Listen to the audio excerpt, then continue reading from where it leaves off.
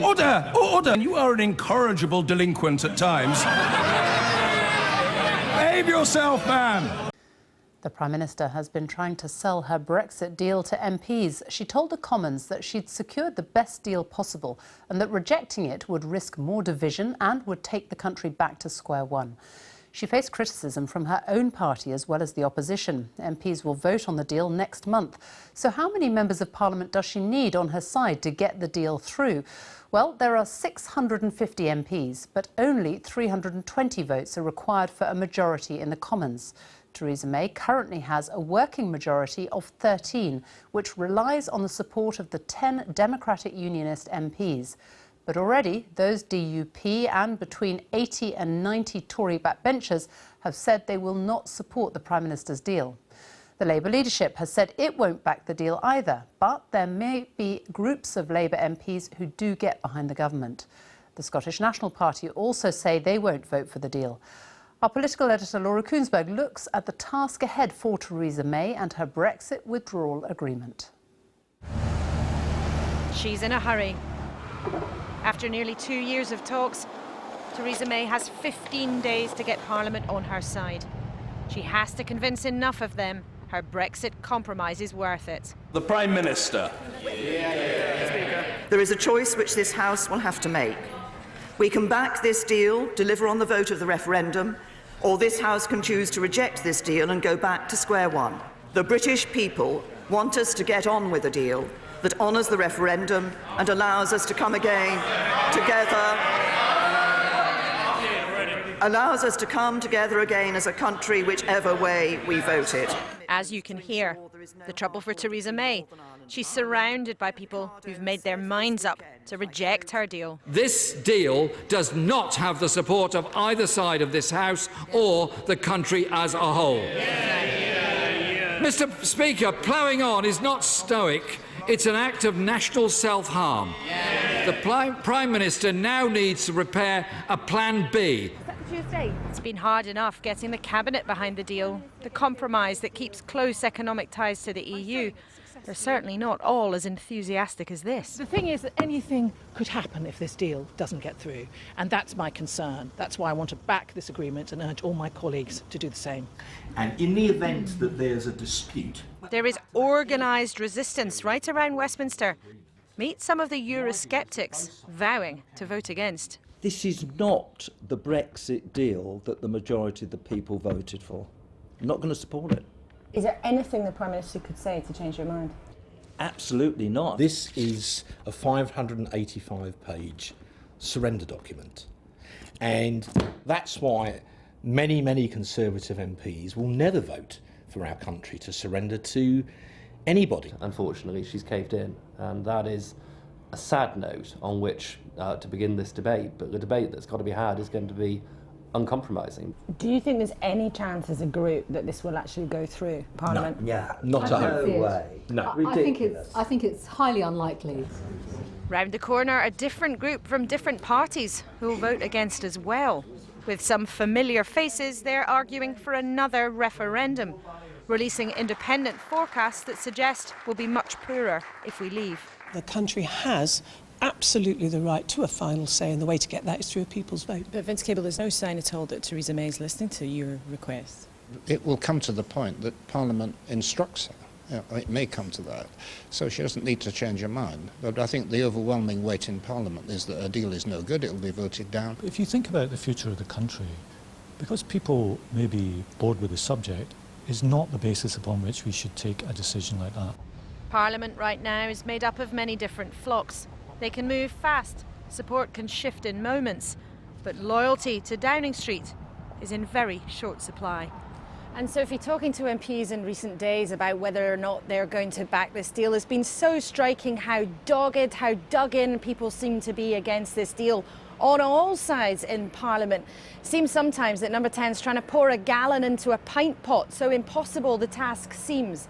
But We all know how fast politics moves now in this country, 1,000 miles an hour it seems sometimes. Only this time last week the Prime Minister was trying to fight off a challenge to her leadership that never actually materialised. So things are not as certain as they may seem tonight here in Westminster. We know now when the vote will be on Tuesday the 11th of December, but frankly we won't know until that day the if of whether it can pass. Nora, thank you. So Theresa May has pleaded with MPs to back her Brexit deal. She claimed the British people wanted the Commons to get on with it and not send the Brexit process back to square one. But it took more than an hour before a single MP rose to speak up in support of her plan, with strings of her own backbenchers, even those normally regarded as loyal, declaring they could not support it. Jeremy Corbyn called it a miserable failure of negotiation. There will be 5 days set aside for the Brexit debate in the Commons, ending in the vote on December the 11th. Our political editor, Gary Gibbon, has this report. Theresa May is off to meet the people again, but this time, she says, channeling their cry of pain. We're bored of Brexit. MPs should get on with it. You mustn't ditch this deal and send us back to square one. The British people want us to get on with the deal. And when I go knocking on doors asking and listening to people when they say, the overwhelming view is get on with it. I think the majority of the British public want us to get on with doing what they asked us to. As yet, none of that seems to be swaying her Tory critics. Some of them predictable, some a nasty surprise. Are we not nonetheless being asked to take a huge gamble here? Paying, leaving, surrendering our vote and our veto without any firm commitment to frictionless trade. I congratulate my right honourable friend on beginning her campaign to sell this deal to the country with the frank admission just now that it is unsatisfactory. I may say I think that is a bit of an understatement. Could I ask her please to tell me which region or regions of the United Kingdom will be more prosperous with higher productivity and higher GDP per capita than they will under present arrangements within the EU? I say to my honourable friend that the answer to that question is the extent to which we are able to enhance the prosperity and the number of jobs in regions of the United Kingdom depends on a whole variety of decisions that will be taken by this government. Attacked from all sides, the Prime Minister was repeatedly asked to accept her deal couldn't win a vote here, and she needed a backup plan. Ploughing on is not stoic, it's an act of national self-harm. Instead of threatening this House with a no-deal scenario or a no-Brexit scenario, the Prime Minister now needs to prepare a Plan B, something her predecessors failed to do. She needs Plan B. What is the Prime Minister's Plan B? I'm tempted to say to my right honourable friend that throughout the last 18 months of negotiations, at virtually every stage, people have said to me that it was not going to be possible for me to negotiate a deal with the European Union. No sooner do I negotiate a deal with the European Union than people are saying, well, what's the next thing you're going to do? Sympathy for her approach in Chelmsford in Essex. Leave won narrowly here in the referendum. Many voters want MPs to get behind the Prime Minister. She's done her best. I mean, what else could they do? The people that are moaning about her, would they do any better? I just want everyone to get behind her. I'm fed up with the bickering that's going on in the Conservative Party. It's dragged on so long, and I think our politicians have behaved badly. And she's in charge. They should support her. But those views aren't yet shifting opinions in Westminster. And one Tory MP says his idea to stay in the single market and the customs union as a Plan B is getting cross-party and cabinet interest. It's been a fairly lonely task promoting it over the last few months. But Picked up a bit recently. Yes. In the last few days, there's been a lot more interest, including from members of the government and senior members of the government. But the hardcore rebels who might vote against Theresa May's deal, they're not coming running to you saying, this sounds like something we could back. I think that any deal that secures the support of, say, 200, 220 Conservative MPs, and then 70 Labour MPs, and possibly even some SNP MPs, some Plaid Cymru MPs, some Liberal Democrat MPs, even conceivably the DUP, who said that they could live with this arrangement, that they can't live with the Prime Minister's deal. That's the kind of deal that is reflecting the judgment that was formed by the British people. But it blows your party apart. There will be substantial numbers of Conservatives who probably wouldn't be able to support this. We've had conversations with a number of colleagues. Amber Rudd was a backbencher until recently. It was a little bit easier for her then. She's now in the cabinet. I completely understand that she needs to be confidential and circumspect about what she's doing and what she's saying. But nevertheless, there is a very clear and strong cross-party group. We've been building this for quite some time. I've been talking about it for 2 years, and I think it's the only practical and sensible and bridge-building form of Brexit that we have. One day after they signed off on the deal, she is being asked for an alternative. Though, if the defeat is huge, she could be swept away with that deal. Gary, what a day. What did it feel like in there? From Theresa May's point of view, dire. Talking to MPs privately and listening to them in the chamber, a lot of her opponents are getting very dug in and their numbers are mounting. If Theresa May lost the vote on the deal in 15 days' time by, say, 20 or something, you could imagine her trying to repackage it, come back again with the vote. But at the moment, I'm told official estimates are quite close to 80, a defeat of 80. It's very hard to see how the deal or the premiership is intact after that. Now, Theresa May is right to think, from what I can work out, that there is public support for what she's doing, tying the thing up, getting it out of the in-trade. But will that translate into changing opinions amongst MPs in there? That is not what you feel. I think what you sense overwhelmingly is a really deteriorating mood in the Conservative Party. Real friction between the sides in the Conservative Party at the moment. And that is, as I would say, worse than it was in the referendum. You heard a bit of it in that report, people sort of thinking that maybe we could just leave some Tory MPs and reach across the aisle to Labour and other parties and try and do deals with them. It's that talk as well of doing cross-party deals. Nobody quite knows how it would work, whether it would work or anything, but the talk is increasing as well as people look around, absolutely startled by how they can't find any other workable solutions to this problem. Gary Gibbon.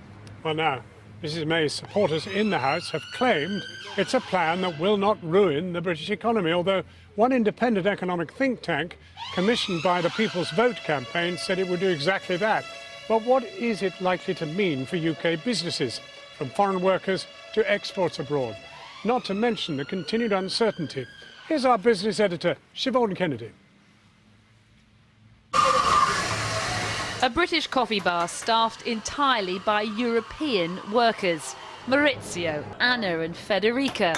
From coffee to construction, hotels to hospitals, EU workers are as much the backbone of the UK economy as British employees.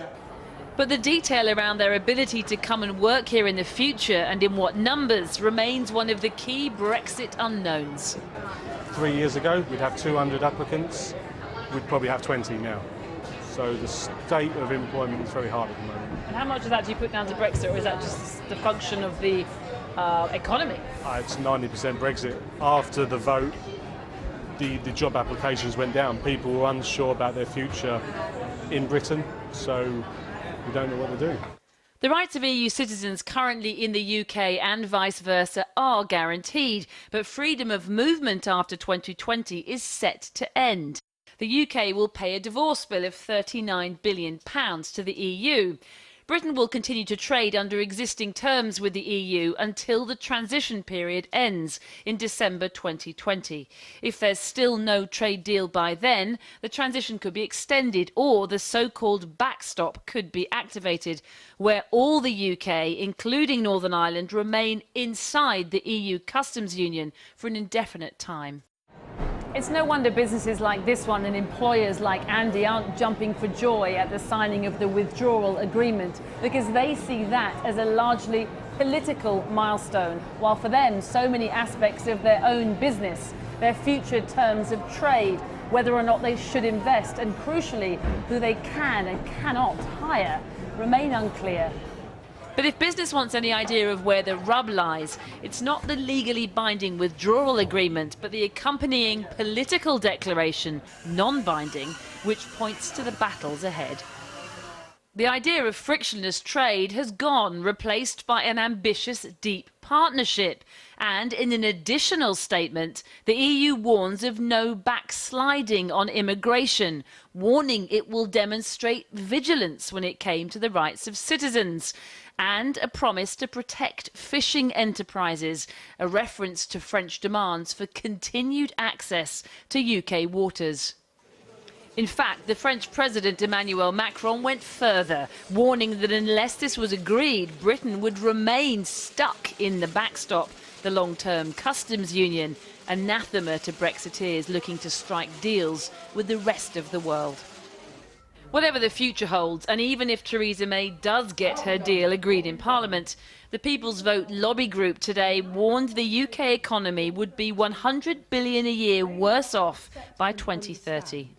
At its heart, as this report identifies, even if the Prime Minister gets the very best out of that, it will still mean that we will be worse off as a nation and as individual people. A prediction many would question, but what's certain is the heat around our future relationship with the EU won't dissipate as the next 2 years of battling over the terms of a trade deal begins. Well, to get a cabinet view, a little earlier I spoke to the Secretary of State for Wales, Alan Cairns. I began by asking him about the lack of support in Parliament today for the Brexit deal.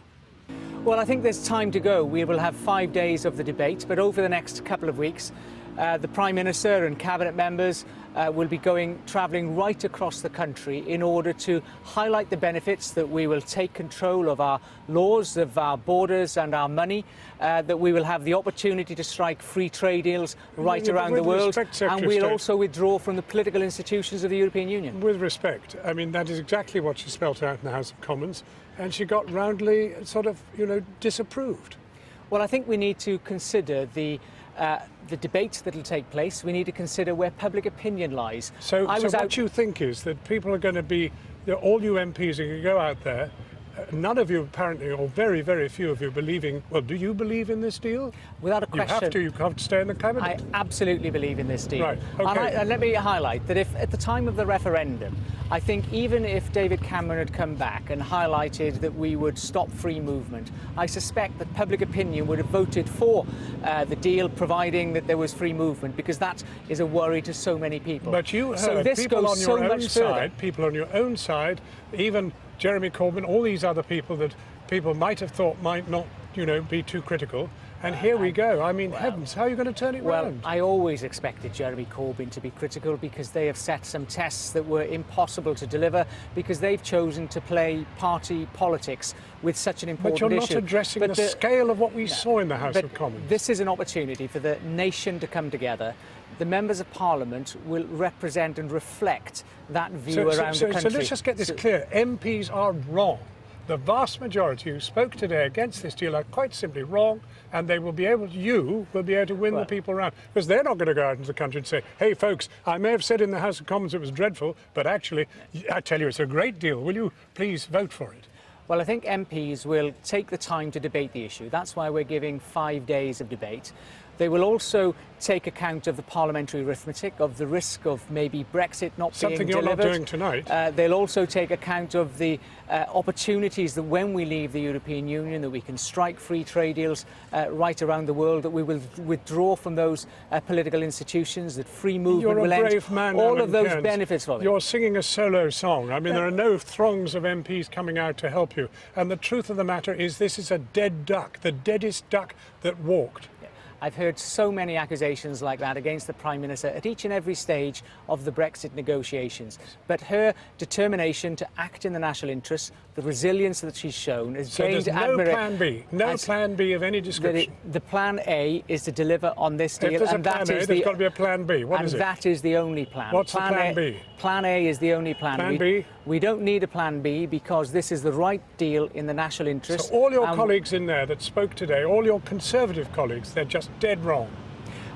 I think there's an opportunity for colleagues who have strong political views on either side of this debate to have a debate around the subject, but that debate needs to be in the context of the parliamentary arithmetic, but also in the context of public opinion. And therefore, when MPs take that into account, when they clarify maybe the legal opinion, when they recognise the benefits of this in the national interest... And it's all going to happen in 10 days. In 10 days. Absolutely right. I'm confident and optimistic that we'll be able to get this through. You're a very special optimist, Alan Cairns. Thank you very much indeed for joining us. Thank you. Well, now, welcome back to Westminster, where Theresa May has been trying to sell her Brexit deal to MPs. Along with the backstop, another major bone of contention has been the impact of the deal on the fishing industry and future access to the UK's fishing waters and European markets.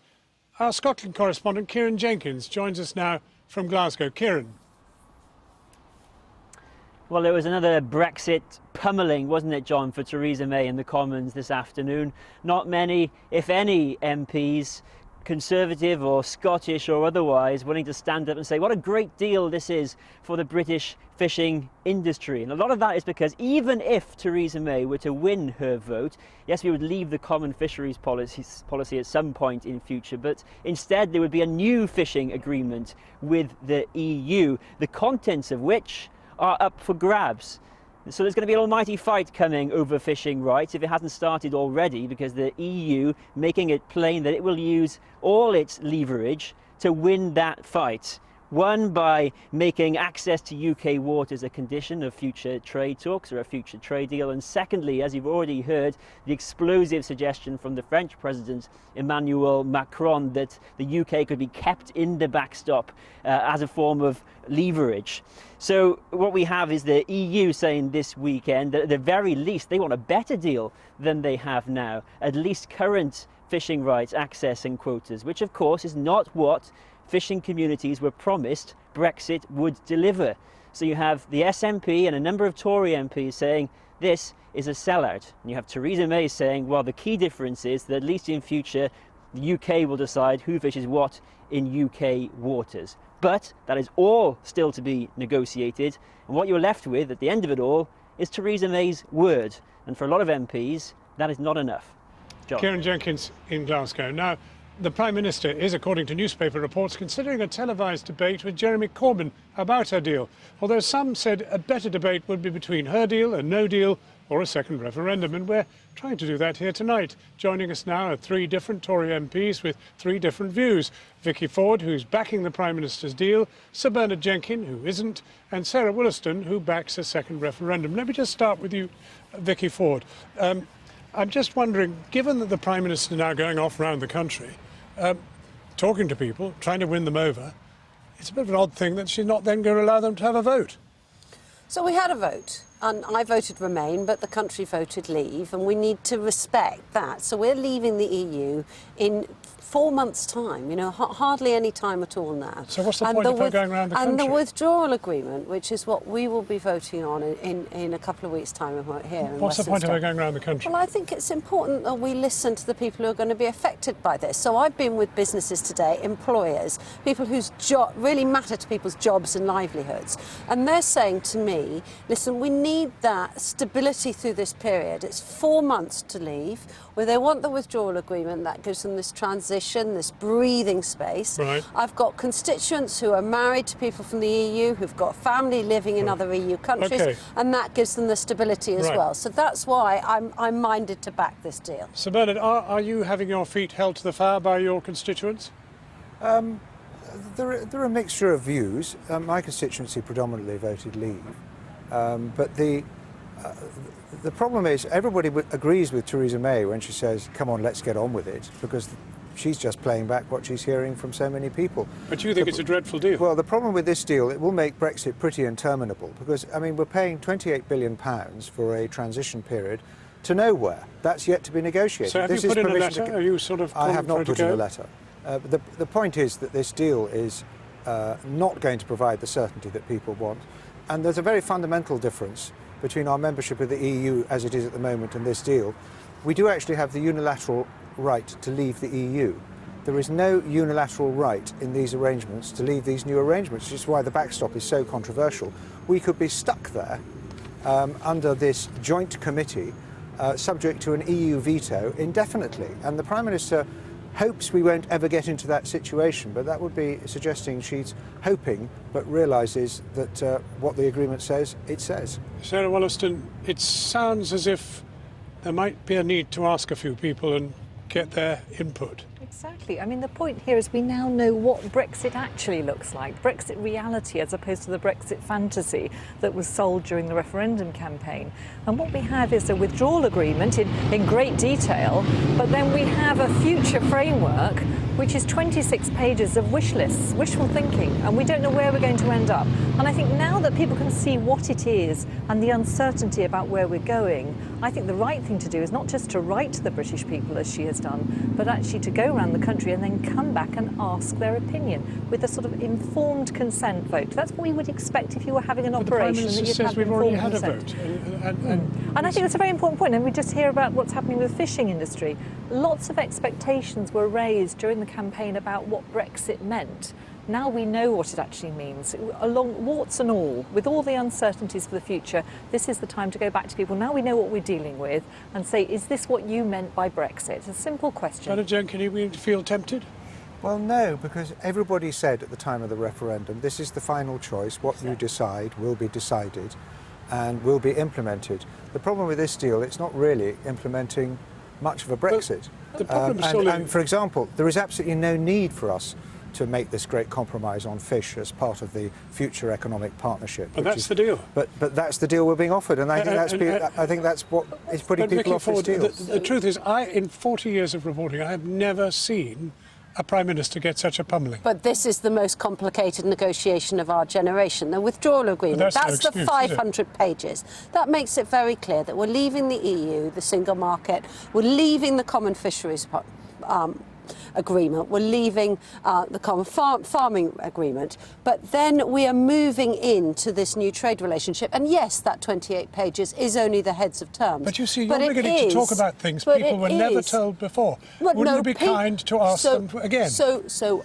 I did 40 public meetings, many of which Bernard was at during the referendum, making it enormously clear. So they had that chance, they can get stuff. Any new trade agreement needs all 27 other countries to agree. We've got the heads of terms now. I want to make sure that jobs and security are protected, and that's what this deal does. There's a practical aspect of this as well, and that is that her deal won't pass Parliament as it stands. But I think if we attach to it that conditionality of saying your deal's subject to asking the people in a people's vote, then I think there is a chance it could pass the Commons. And at some point, the Prime Minister's going to have to cross one of her red lines. Either she crosses to EEA and EFTA, or she crosses to no deal, for which there is no majority in Parliament, or she crosses to saying conditional asking the people. Well, let's do that. Bernard Jenkin, your good friend Nick Bowles has come up with another idea, which is to go the Norway way, which means we'd have more of the single market, and we would have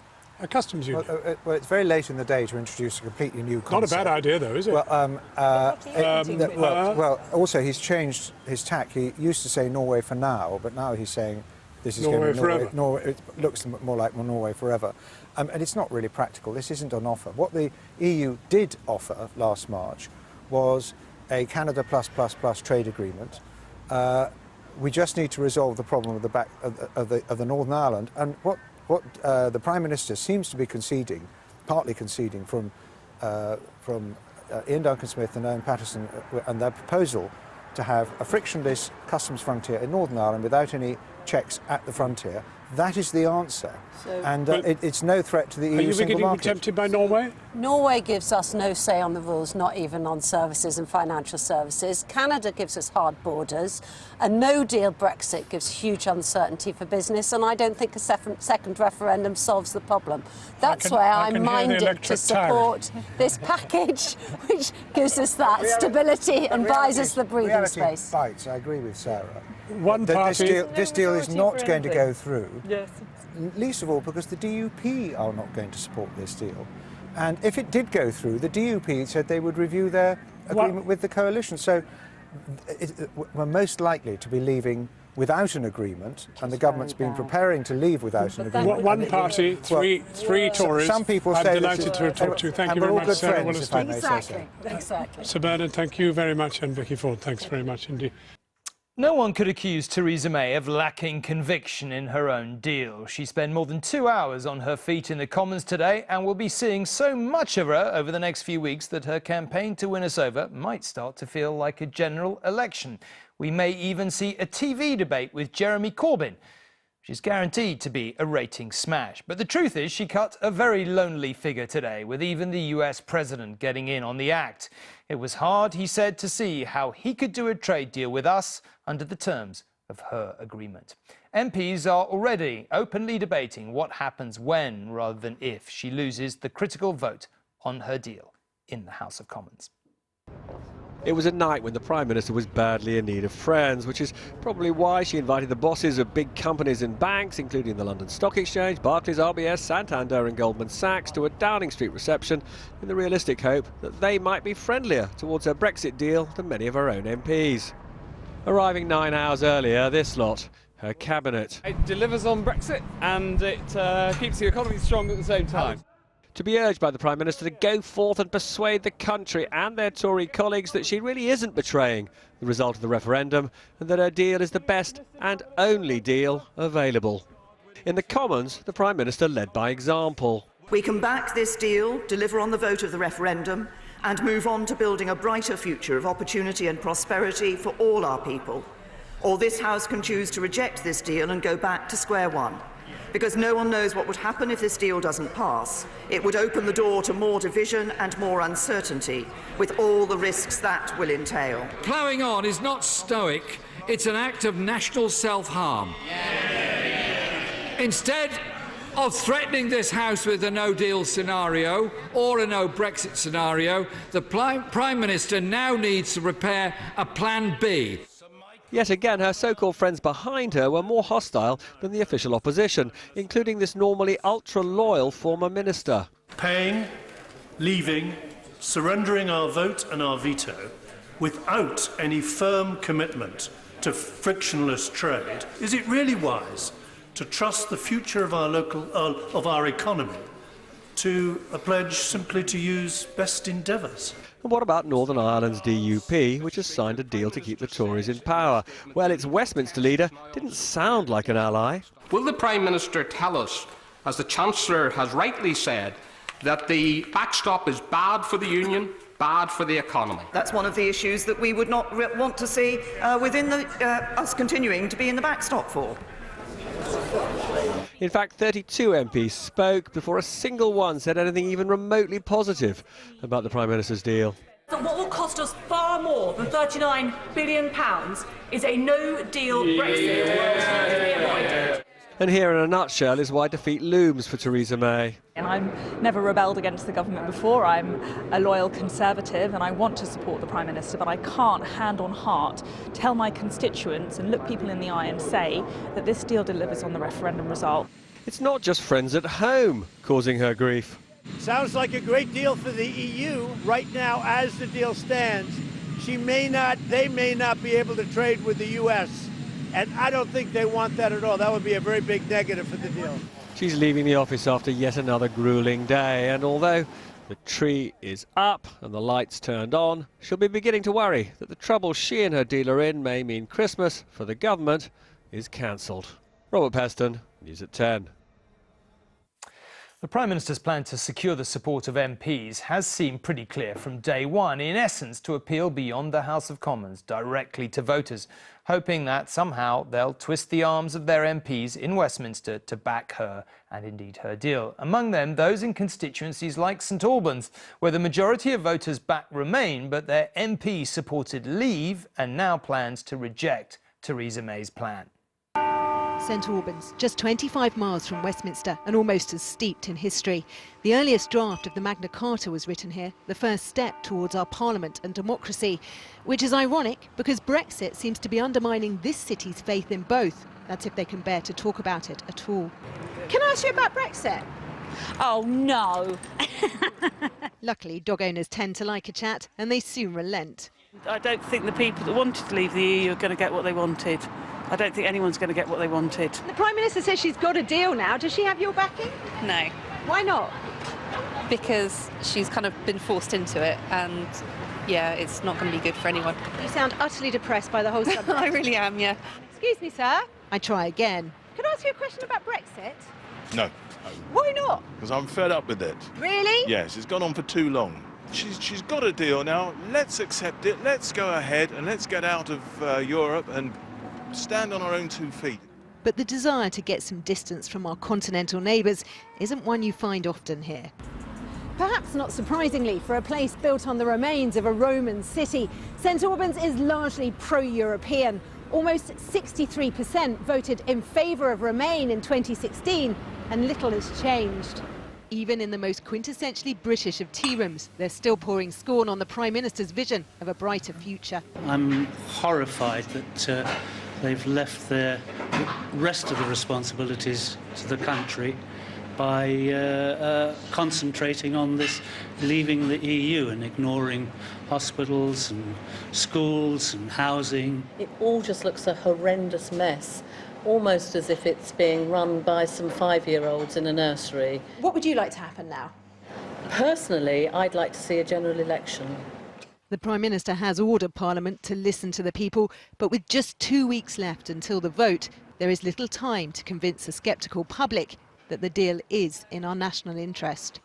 Rachel Younger, News at 10, St Albans. All right, well, we've established then that barring some miracle, her deal looks doomed. So if it fails, what would really happen? Well, option 1 is to leave the EU with no deal at all. This is what will happen anyway if nothing else is agreed, since the date of our departure is already set. MPs will, though, likely try and block this, although it is legally complex. Option 2, of course, a second referendum. Many MPs called for that again today, but there is probably not quite a majority for this in the Commons yet. And anyway, what would be the question? And then there's a softer Brexit. Some MPs are discussing the so-called Norway model. We would have to accept most EU rules, including freedom of movement, but we would still technically be out. A cynic might call it the fig leaf option. Not that you'll find any of those in here. Robert joins me. Look, the majority of the Commons, as we know, is essentially soft Brexit or pro-Remain. Will they go for the Norway option, the referendum, something else? What do you think? It'll all be about leadership. I mean, just to be clear, the latest estimates from those following the division of opinions in the Commons think that the Prime Minister is not just going to lose her vote on December the 11th, but is going to lose very big, perhaps by as much as 100 votes. Now, whether we then find ourselves going for the Norway option, the softest form of Brexit or a referendum, depends on who among the leaders of the main parties shows leadership most immediately. Now, members of the Prime Minister's own cabinet, people like Philip Hammond and Amber Rudd, would like the Prime Minister at that point to adopt the Norway option, but she's been so critical of it so often, she would find that very hard to do.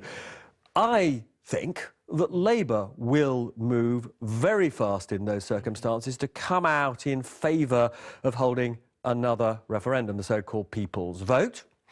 In those circumstances, you would have the SNP, the Liberal Democrats, Labour, led by Corbyn, and I think quite a sizable number of Tories going for the referendum. And so I think at that point, that would be the front runner. But as I say, if Theresa May was capable of showing leadership for a softer Brexit, I think she would possibly win that argument. OK, now a lot of people watching will say, well, listen, why can't, if we know that her deal goes down now, can't we make no deal work? Can't we put the side deals in place? Can't we make it work? It would be expensive, and it probably is too late to avoid all chaos, because it's not just, I mean, I've been talking to ministers about this, it's not just the infrastructure that we have to put in at Dover, lorry parks, new checking mechanisms, all that. The French have to do some of that, the Dutch have to do some of that, and they're not ready. So I think the worry is two things. One is that it's very hard to avoid chaos unless there's an extension of the so-called transition period. And secondly, let's be clear, our economy is massively dependent on international businesses who are here for the cheapest, most friction-free form of trade with the EU. They would invest less. It is the most expensive option for the UK, a no-deal Brexit. OK, we will, I'm fairly sure, debate this again. Probably tomorrow. See you then.